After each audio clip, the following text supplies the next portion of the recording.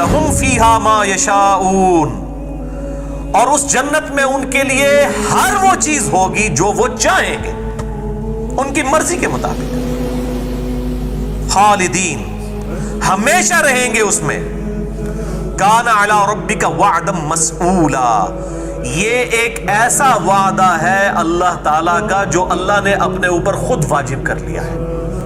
اللہ تعالیٰ اپنے وعدے کی خلاف ورزی نہیں کرتا، انک لا تخلف المیعاد،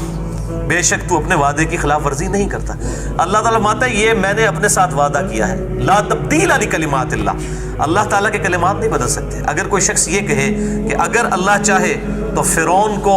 جنت میں اور موسیٰ کو دوزخ میں پھینک دے، نعوذ باللہ من ذالک، یہ دونوں سٹیٹمنٹس کفریہ ہوں گی، کیونکہ جو جھوٹ بولتا ہے وہ اللہ نہیں ہے، اور جو اللہ ہے وہ جھوٹ نہیں بولتا۔ جو اس نے وعدہ کر دیا وہی ہونا ہے۔ جس نے کفر کیا، جس نے شرک کیا، ان اللہ لا یغفر ان یشرک بہ، بے شک اللہ اس گناہ کو معاف نہیں کرے گا کبھی بھی، دنیا میں نہیں، آخرت کی بات ہو رہی، دنیا میں تو توبہ کرے تو معاف، آخرت میں کوئی شخص شرک کی حالت میں گیا تو اس گناہ کو کبھی معاف نہیں کرے گا۔ کہ اگر کسی شخص نے اللہ کے ساتھ کسی قسم کا شرک کیا، وَيَغْفِرُ مَا دُونَ ذَلِكَ لِمَن يَشَاءُ، اور اس کے علاوہ جتنے بھی گناہ ہیں جس کے لیے چاہے گا، وہ بھی اوپن لائسنس نہیں ہے، معاف فرما دے گا۔ وَمَن يُشْرِكْ بِاللَّهِ فَقَدْ ضَلَّ ضَلَالًا بَعِيدًا، اور جس نے اللہ کے ساتھ شرک کیا وہ تو گمراہ ہوا اور گمراہی میں بھی دور جا پڑا۔ اس لیے میں بولتا ہوں شرک is the most sensitive issue in the sight of Allah, Allah کی نگاہ میں سب سے زیادہ حساس معاملہ ہے شرک کا۔ تو اللہ تعالیٰ فرما رہا ہے یہ اللہ نے اپنے اوپر وعدہ کیا ہے اہل ایمان کو، اہل توحید کو جنت عطا فرمائے گا، یہ اللہ تعالیٰ نے اپنے اوپر خود لازم کر لیا، خود واجب کر لیا۔ اور یہ کیا فرمایا جا رہا ہے؟ لہم فیہا ما یشاؤون، اور اس جنت میں ہر وہ نعمت ہوگی جو جنتی چاہیں گے۔ یہ نہیں کہا جا رہا کہ جو اللہ چاہے گا، وہ تو ہوں گی، اس کے علاوہ بھی جو نعمتیں ہیں، جو انسان کی خواہشات ہوں گی، جو کوئی انسان خواہش رکھتا ہے اپنے دل کے اندر، اللہ تعالیٰ اس کی خواہشات کو پورا فرمائے گا۔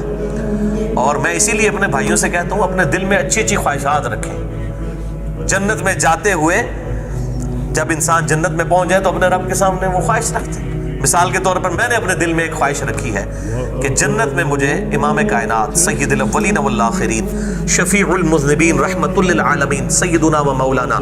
امام اعظم محمد رسول اللہ صلی اللہ علیہ وآلہ وسلم کی مبارک زندگی کی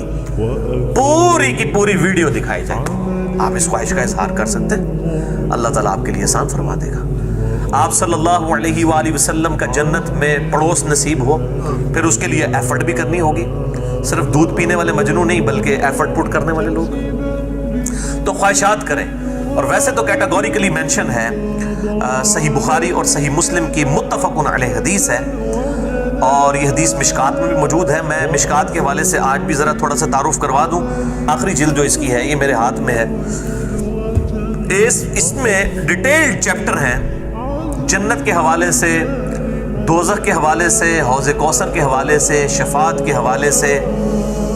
اور قیامت میں جتنے معاملات ہونے والے ہیں وہ سب کے سب، حتیٰ کہ جنتیوں کا جنت میں پہنچنا، دوزخیوں کا دوزخ میں پہنچنا، اس دوران جتنے حالات و واقعات آنے ہیں وہ سب کے سب کمبائنڈ فارم میں اہل سنت کی تمام مین سٹریم کی کتابوں سے احادیث اس میں جمع کر دی گئی ہیں۔ انٹرنیشنل نمبرنگ کے مطابق مشکات کی تیسری جلد میں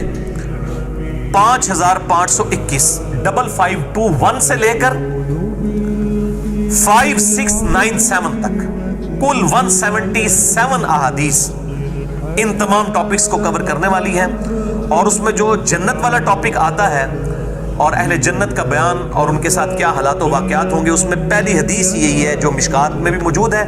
اور مشکات والوں نے اس کی پرائمری بک صحیح بخاری اور صحیح مسلم سے یہ حدیث لی ہے۔ مشکات کا نمبر میں اس میں بتا دیتا ہوں، انٹرنیشنل نمبر کے مطابق 5612۔ تو آپ مشکات میں جب پہنچ جائیں گے تو آپ کو نیچے تخریج میں بھی صحیح بخاری کا نمبر مل جائے گا 3244 اسی حدیث کا، اور صحیح مسلم کا بھی، کہ آپ صلی اللہ علیہ وآلہ وسلم نے فرمایا، حدیث قدسی ہے، حدیث قدسی اس حدیث کو کہتے ہیں جو فرمان اللہ تعالیٰ کا ہو لیکن نبی صلی اللہ علیہ وسلم کی مبارک زبان سے ادا ہو رہا ہو، ادر دین قرآن کے، کہ اللہ تعالیٰ فرماتا ہے میں نے اپنے نیک بندوں کے لیے، اس میں نیک کا لفظ موجود ہے، صالح بندوں کے لیے، لعبادی الصالحین، میں نے اپنے صالح بندوں کے لیے جنت میں وہ نعمتیں تیار کر رکھی ہیں جو نہ کسی آنکھ نے دیکھی، نہ کسی کان نے سنی، اور نہ کسی دل پر ان کا خیال کبھی گزرا۔ اور پھر آپ صلی اللہ علیہ وآلہ وسلم نے اپنی گفتگو کی سپورٹ میں سورۃ الفرقان سے ہی آیت تلاوت فرمائی، اعوذ باللہ من الشیطان الرجیم، فلا تعلم نفس ما اخفی لهم من قرۃ اعین، بلکہ یہ سورہ السجدہ میں آیت آتی ہے۔